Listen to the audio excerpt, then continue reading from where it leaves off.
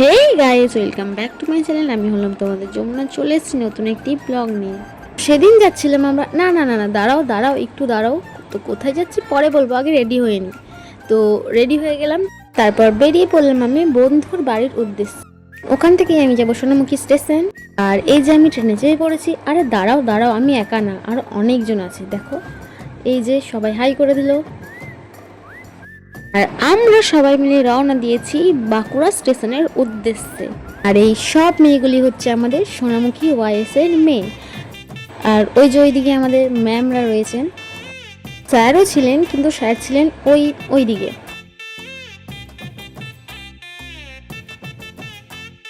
তারপর হাসি মজা আনন্দ এইসব করতে করতে আমরা পৌঁছে যাই বাঁকুড়া স্টেশনে।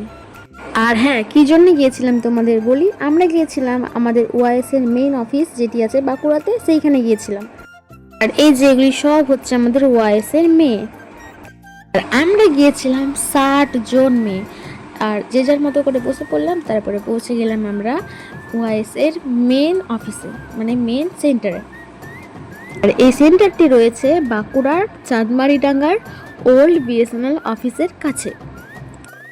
তো চলো সেন্টারের ভিতরটা তোমাদের দেখানো যাক। তো প্রথমে ঢুকে এই যে বাঁদিকে পেয়ে যাবে রিসেপশন। তারপর সোজা এসে এই যে সামনের রুমটি হচ্ছে থিওরি ক্লাসের রুম। আর তার পাশে রয়েছে প্র্যাকটিক্যাল ক্লাসের রুম। এখানে কম্পিউটারও শেখানো হয়। তারপর এই যে এখানে আমাদের প্র্যাকটিক্যাল ক্লাস করানো হচ্ছিল।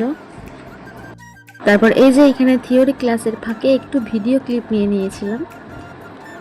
তারপর আমাদের ক্লাস কমপ্লিট হয়ে যায়। তারপর আমরা খেয়ে দিয়ে যে এখানে রেস্ট নিচ্ছিলাম। আর এই যে এখানে এরা দুজন মরার মতো শুয়ে আছে। সবসময় কি সবার মুখ দেখালে হয়? মাঝে মাঝে তো আমার মুখও দেখাতে হবে।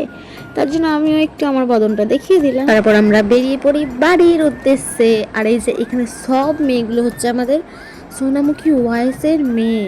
পুরো রাস্তাটা একবারে ভিড়।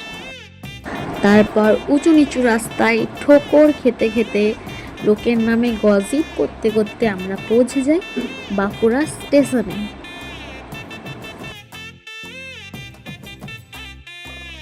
তারপর এই যে আমরা স্টেশনে পৌঁছে গেছি। আর এখানে আমি আর বন্ধু পায়ের একটু ভিডিও করে নিলাম।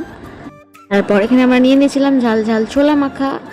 তারপর এই যে এখানে কাকিমা ঝাল ছোলা মাখাটা আর খেতে পারলো না বেচারি, তার জন্য পাঁপড় খেয়ে নিল।